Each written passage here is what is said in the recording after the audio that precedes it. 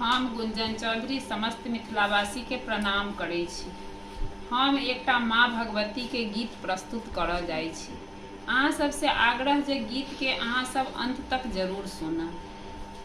दुर्गा के द्वार पर ओरहुल के गछिया, दुर्गा के द्वार पर ओरहुल के गछिया, हे माँ फर फूल लोबो धल डाढ़,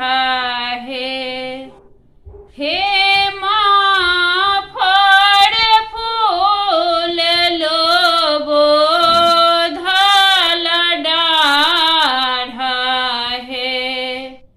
पूरब पश्चिम सुगा एक आयल, पूरब पश्चिम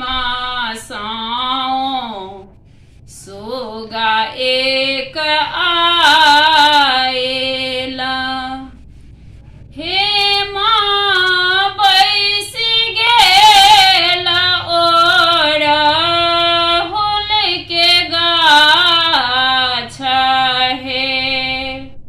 हे माँ बैसी गेल ओरहुल के गाछ, फलो नहीं खाए सुगा, फूलो नहीं खाए, फलो नहीं खाए सुगा, फूलो नहीं खाए, हे माँ खोटी खोटी कर जियान,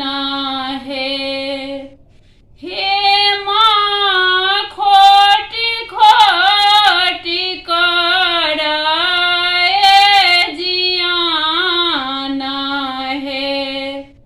अपनी महालिया सो निकलल मालिन बेटी, अपनी महालिया सो निकलल मालिन बेटी, हे माँ सुगवा के लिया न बझाए,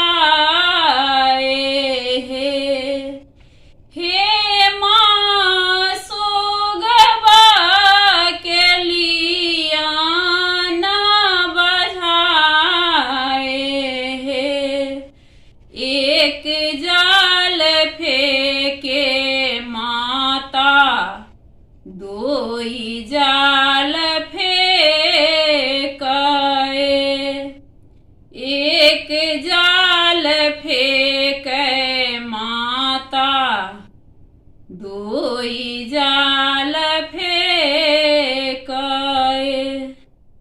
हे माँ तेसरे में सुगा ओड़ी लागल आकाश,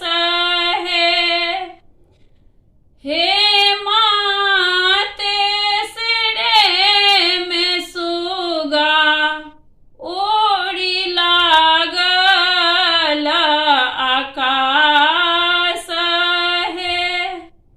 भानहि विद्यापति सुनु माता दुर्गा, भानहि विद्यापति सुनु माता काली, हे माँ सदैव रहब सेवक पर सा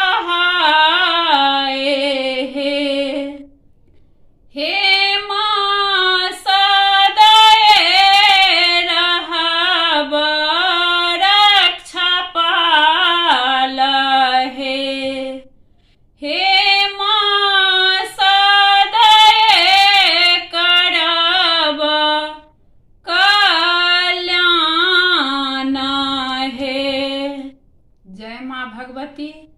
जय मिथिला, जय मैथिली। धन्यवाद।